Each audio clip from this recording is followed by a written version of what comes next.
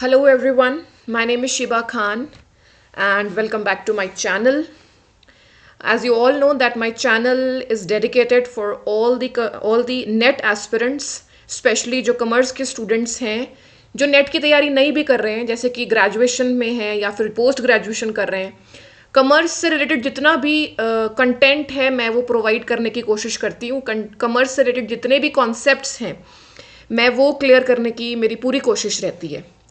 तो आज की मेरी इस वीडियो में मैं आपको एक ऐसे टॉपिक के बारे में सारी रेलेवेंट चीज़ें बताने वाली हूँ जो कि बहुत ज़्यादा फेमस टॉपिक है। और सिर्फ कॉमर्स में ही नहीं, जितने भी बाकी के कॉम्पिटिटिव एग्ज़ाम्स हैं, आप बैंकिंग के एग्ज़ाम्स ले लो और जितने भी जनरल नॉलेज वाले एग्ज़ाम्स हैं जहाँ पे जीके पूछी जाती है, उन सभी एग्ज़ाम्स में जीएसटी से रिलेटेड बहुत सारे क्वेश्चंस पूछे जाते हैं।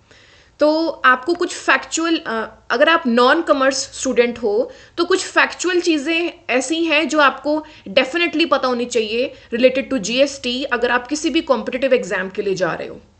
तो मेरी ये सीरीज़ रहने वाली है बिकॉज ऑब्वियसली जीएसटी थोड़ा सा बड़ा टॉपिक है, बहुत सारी चीज़ें हैं और ये एक ही वीडियो में नहीं ख़त्म होने वाली हैं। तो कम से कम 3 से 4 वीडियोज़ में मैं इस टॉपिक को कवर करूँगी और मेरी कोशिश यही रहेगी कि आपको हर एक चीज़, हर एक फैक्ट से मैं आपको अवेयर करवाऊँ और जितने भी इम्पोर्टेंट कॉन्सेप्ट हैं जिस जीएसटी से रिलेटेड, वो सारे कॉन्सेप्ट हम इस वीडियो में कवर करते हैं। तो लेट्स गेट स्टार्टेड। सबसे पहले कुछ ऐसे पॉइंट्स हैं जो आपको पता होने चाहिए अगर आप जीएसटी को स्टडी करना शुरू कर रहे हो या फिर आप जीएसटी पढ़ने वाले हो। तो उन पॉइंट्स को सबसे पहले हम रीड आउट कर लेते हैं।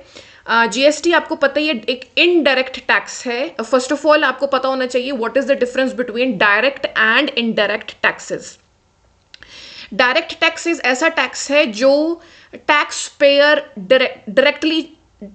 से डायरेक्टली चार्ज किया जाता है। जैसे कि इनकम टैक्स है, जितने भी गवर्नमेंट एम्प्लॉयज़ होते हैं या फिर प्राइवेट एम्प्लॉयज़ भी जो होते हैं जिनकी सैलरी एक लिमिट से एक्सीड कर जाती है तो उनको टैक्स देना पड़ता है। और गवर्नमेंट जो एम्प्लॉयज़ होते हैं उनके सैलरी से ऑटोमेटिकली हर मंथ वो टैक्स डिडक्ट होता रहता है। तो दैट मीन्स आप एक टैक्स पेयर हो और टैक्स पेयर से डायरेक्टली वो टैक्स चार्ज किया जा रहा है, तो वो हो गया आपका डायरेक्ट टैक्स। बट जीएसटी जो है एक टाइप का इनडायरेक्ट टैक्स है। मतलब आप टैक्स पे कर रहे हो, जेब से पैसा आप खर्च कर रहे हो, लेकिन उसकी पेमेंट कौन करेगा? वो इंटरमीडियरी करेगा, या तो मैन्युफैक्चरर करेगा या होलसेलर करेगा या रिटेलर करेगा।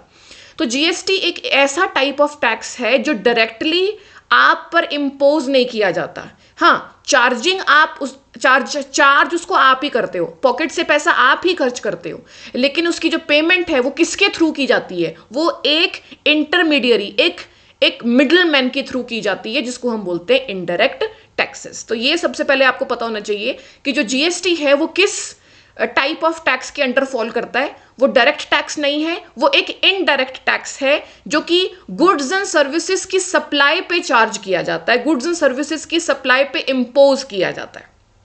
तो आई होप आपको ये पॉइंट क्लियर होगा। यहां से आपको एक बात जानने को मिलती है कि what is the difference between direct and indirect taxes. Second बात पता कर लेते हैं कि देखो, जब भी कोई एक्ट कॉन्स्टिट्यूशन लेकर आता है या फिर हमारा जो लॉ है, जितने भी आपके एक्ट्स लागू किए जाते हैं उनको लाने के लिए सबसे पहले आपको कॉन्स्टिट्यूशन में कुछ अमेंडमेंट्स करनी होती हैं। बिकॉज कॉन्स्टिट्यूशन क्या है? एक रिटन संविधान है जो आपको फॉलो करना ही करना है, ठीक है ना? उसके थ्रू ही आपको सारी चीजें फॉलो करनी है।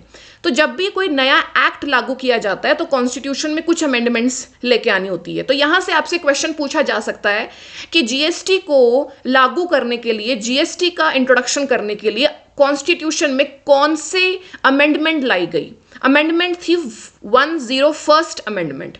मतलब इससे पहले 100 अमेंडमेंट्स हो चुकी हैं, ये 101वीं अमेंडमेंट है जिसके थ्रू जीएसटी को लाया गया। और सबसे पहली बात, आपको जीएसटी की डेट बिल्कुल आपको लर्न होनी चाहिए कि कौन सा डेट है, कौन सा ईयर है जब your GST came into effect was 1 जुलाई 2017। और इसने बहुत सारे टैक्सेस को रिप्लेस किया है। रिप्लेस का मतलब उसने बहुत सारे टैक्सेस अपने अंडर ले लिए हैं।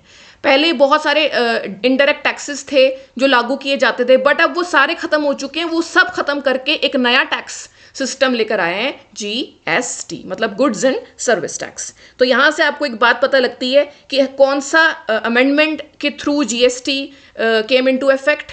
That amendment was 101st amendment of the constitution. Second point पे चलते हैं कि ये एक डेस्टिनेशन बेस्ड टैक्स है। डेस्टिनेशन बेस्ड का क्या मतलब है कि डेस्टिनेशन मतलब जहां पे आप गुड्स एंड सर्विसेज को कंज्यूम कर रहे हो वहां पे आपको टैक्स पे करना है। आपको टैक्स वहां पे नहीं करना जहां पे गुड्स एंड सर्विसेज प्रोड्यूस हो रहे हैं, नो, जहां पे गुड्स एंड सर्विसेज का कंजम्पशन हो रहा है, जहां पे गुड्स एंड सर्विसेज की सप्लाई हो रही है, वहां पे आपको जीएसटी पे करना है। तो it's a destination based tax. देखो आपके नेक्स्ट लाइन में लिखा है कि it means it is collected from the point of consumption not point of origin like previous one. पहले के जो जितने भी टैक्सेस थे जो जीएसटी ने अपने अंडर लिए हैं, वो सारे टैक्सेस जो हैं कहाँ पे चार्ज किए जाते थे, on the point of origin, मतलब जहां पे गुड्स एंड सर्विसेज को प्रोड्यूस किया जा रहा है, नो। बट अब वाले सिस्टम में जीएसटी में ये रूल नहीं है। जीएसटी में आपसे टैक्स वहां लिया जाएगा जहां पे गुड्स एंड सर्विसेज को या तो कंज्यूम किया जा रहा है या फिर उनकी सप्लाई हो रही है। तो यहां पे एक बात आपको जानने को मिलती है कि डेस्टिनेशन बेस्ड टैक्स को इंट्रोड्यूस किया गया है in goods and service tax. Next आपको जो चीज याद रखनी है कि टोटल कितनी स्लैब्स हैं, कितनी परसेंटेज इसमें इंट्रोड्यूस की गई हैं जिसमें आपको जीएसटी पे करना है। देखिए वैसे तो ज़्यादातर आपको 4% देखने को मिलेगी, 5, 12, 18 एंड 28%, और 0% एक्चुअल में जीरो की कोई वैल्यू नहीं होती है। तो इसलिए हम ज़्यादातर 99% जगह पे आपको 0% नहीं दिखेगा, बट इसको भी इंट्रोड्यूस किया गया है। एज सच इसकी कोई वैल्यू नहीं है तो इसको काउंट नहीं किया जाता है। बट टोटल इसकी 5 स्लैब्स हैं, 0% पे लगता है, 5% पे लगता है, 12% पे लगता है, 18% पे लगता है, और सबसे हाईएस्ट जो इसका रेट है वो है आपका 28%। नेक्स्ट चलते हैं। अब आपको ये पता होना चाहिए कि जीएसटी बिल को जब इंट्रोड्यूस किया था, जीएसटी के कॉन्सेप्ट को जब इंट्रोड्यूस किया था हमारे भारत देश में, तो वो कौन सी स्टेट थी जिसने सबसे पहले इस बिल को एक्सेप्ट किया था। देखिए बिल जब इंट्रोड्यूस किया जाता है तो सभी स्टेट उस बिल को एक्सेप्ट करती हैं, और सभी स्टेट एक साथ उसको एक्सेप्ट नहीं कर सकती हैं, बिकॉज बिल को पहले पढ़ा जाता है, बिल के सारे rules and regulation, terms and conditions को पढ़ा जाता है, उसके बाद ही आप उसको रेटिफिकेशन देते हो कि yes now we are going to accept this bill.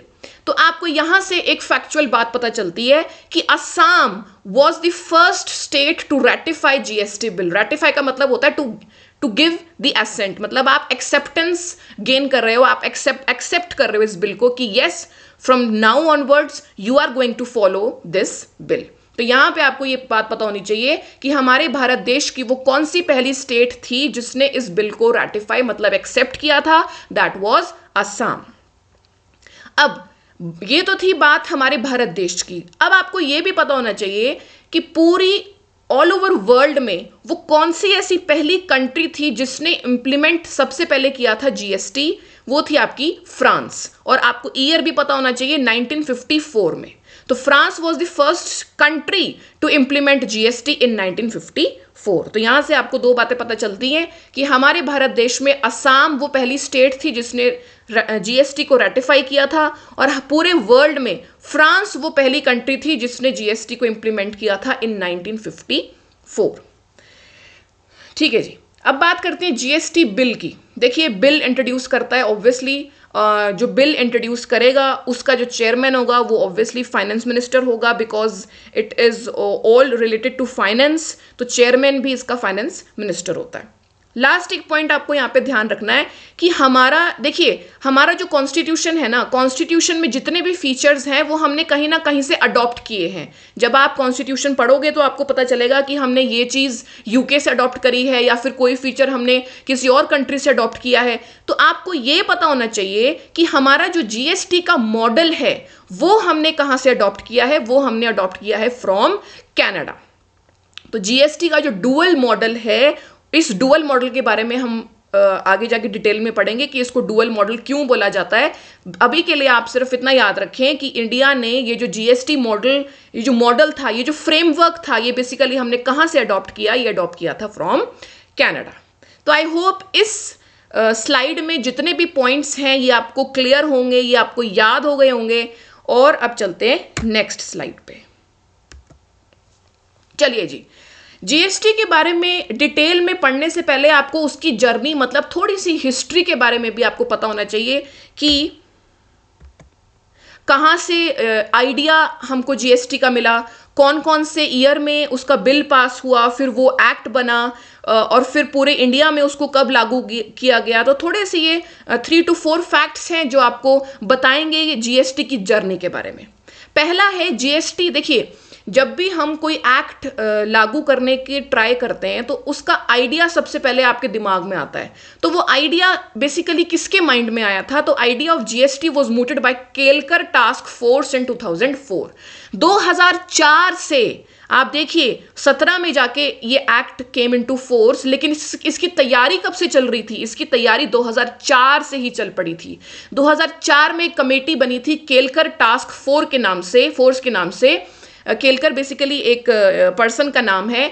उनके माइंड में ये आइडिया कंसीव हुआ और तभी से इसको लागू करने की तैयारी चल पड़ी थी। अब 2006-07 की बात है, जब यूनियन फाइनेंस मिनिस्टर उस टाइम पे हमारे श्री पी चिदम्बरम हुआ करते थे। उन्होंने जब सेंट्रल बजट प्रेजेंट किया तब उन्होंने अनाउंस किया कि जो जीएसटी है वो अप्रैल 1 2010 में इंट्रोड्यूस कर दिया जाएगा। तो देखिए 2004 में आइडिया आया दिमाग में और 6-7 के सेंट्रल बजट में ये अनाउंस कर दिया था कि जीएसटी जो है 1 अप्रैल 2010 में इंट्रोड्यूस कर दिया जाएगा। लेकिन इंट्रोड्यूस एक्चुअल में वो नहीं हुआ था। 2004 में एनडीए गवर्नमेंट ने जब कॉन्स्टिट्यूशन बिल प्रेजेंट किया 2014 में, अब देखिए कोई भी अगर एक्ट आता है तो उससे पहले एक ड्राफ्टिंग बनती है। ड्राफ्टिंग क्या होता है? एक टेम्पररी ड्राफ्ट, मतलब टेम्पररी नोट्स बना रहे हो आप, जो बाद में जाके परमानेंट हो जाएगा। लेकिन परमानेंट कब होगा? जब उसको सब चीजों की एसेंट मिल जाएगी, ठीक है ना। तो 2014 में एक बिल आया, कॉन्स्टिट्यूशनल बिल। वो बिल 2016 में एक्ट बना। देखिए एक ये प्रोसेस है, पहले बिल इंट्रोड्यूस किया जाता है जो कि एक ड्राफ्ट होता है, उसके बाद उसको एक्ट बनाया जाता है। और एक्ट कब बनाया जाता है? जब सारे जो आपके हाउसेज हैं, जो आपका लोअर हाउस है, जो अपर हाउस है पार्लियामेंट का, और प्रेसिडेंट है, ये सब लोग जब अपनी एक्सेप्टेंस दे देते हैं कि यस ये बिल बिल्कुल सही है, जो ड्राफ्ट आपने तैयार किया है, जो आइडिया आपने तैयार किया है, ये बिल्कुल रेडी है अब लागू होने के लिए। उसके बाद सारी चीजों को देखते हुए जब आप अपनी सहमति दे देते हो तो वो जो बिल होता है वो क्या बन जाता है? वो एक्ट बन जाता है। तो 2014 में बिल इंट्रोड्यूस किया गया था, लेकिन 2016 में उस बिल को क्या बना दिया गया? एक्ट बना दिया गया ऑन 8 सितंबर 2016। उसके बाद सेंट्रल और स्टेट जीएसटी लॉज बने, बिकॉज आपको पता है सेंट्रल गवर्नमेंट अलग जीएसटी चार्ज करता है, स्टेट गवर्नमेंट अलग जीएसटी चार्ज करता है। तो अलग अलग गवर्नमेंट्स के अलग अलग जीएसटी लॉज बने और फाइनली 1 जुलाई 2017 को हमारा ये जो एक्ट है इट केम इनटू फोर्स। अब यहाँ पे एक बात ध्यान में रखने वाली ये है कि 1 जुलाई को हमारे ऑल ओवर इंडिया में एक स्टेट को छोड़ के जीएसटी इंप्लीमेंट हुआ था, और वो एक स्टेट कौन सी थी? वो स्टेट थी J&K में। जम्मू एंड कश्मीर में जीएसटी एक हफ्ते बाद इंप्लीमेंट किया गया, मतलब 8 जुलाई 2017 को। तो यहाँ पे आपको ये फैक्ट आपको याद रखना है कि J&K में जीएसटी कब, when it came into force, तो आपको ये डेट पता होनी चाहिए, 8 जुलाई 2017। ऑल ओवर इंडिया में J&K को छोड़ के it came into force on 1 जुलाई 2017।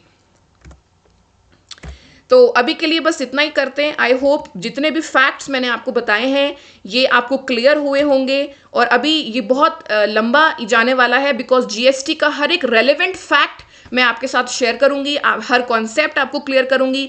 ये भी मैं आपको एग्जाम्पल्स के थ्रू बताऊंगी कि पहले जब जीएसटी नहीं था तो टैक्स पेयर को क्या नुकसान था, और जीएसटी रिजीम मतलब जीएसटी के इंट्रोडक्शन होने के बाद एक टैक्स पेयर को क्या फायदा होगा, ये सब चीजें हम डेफिनेटली आने वाले वीडियोस में डिस्कस करेंगे। तो please stay tuned for more videos and please do like, share and subscribe to my YouTube channel which is net prep with Sheeba Khan,